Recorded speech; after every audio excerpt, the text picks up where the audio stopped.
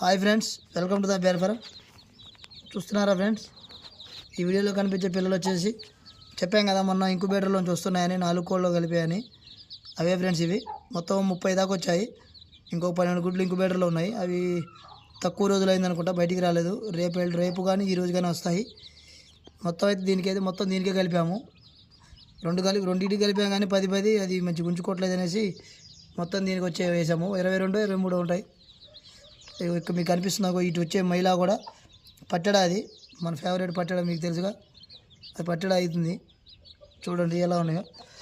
మొత్తం 23 24 ఉంటాయి పిల్లలు. చూడండి ఎలా మంచిగా ఉన్నాయో, చాలా బాగున్నాయి.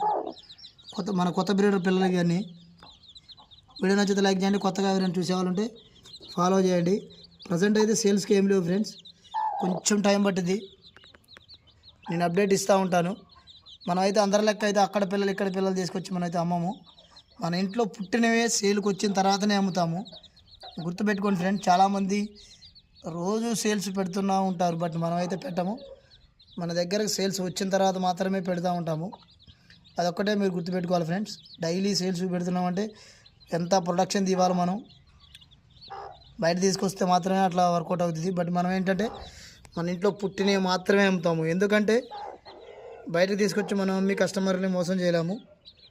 మన జెన్యూన్గా మన ఇంటి దగ్గరకు వచ్చిన వాటిని మాత్రం సేల్స్ చేస్తూ ఉంటాము. మీరు ప్రతి వీడియో చూసుకోండి. మన దాంట్లో పుడితేనే మనం అమ్ముతాము. అంతేగాని బయట అరాకొరగా తీసుకొచ్చి వాటిని మన బ్రాండ్ అని చెప్పుకొని అమ్ముకోము. వీడియో నచ్చితే లైక్ చేయండి. కొత్తగా ఎవరైనా చూసేవాళ్ళంటే ఫాలో చేయండి, సబ్స్క్రైబ్ చేసుకోండి. Thank you friends.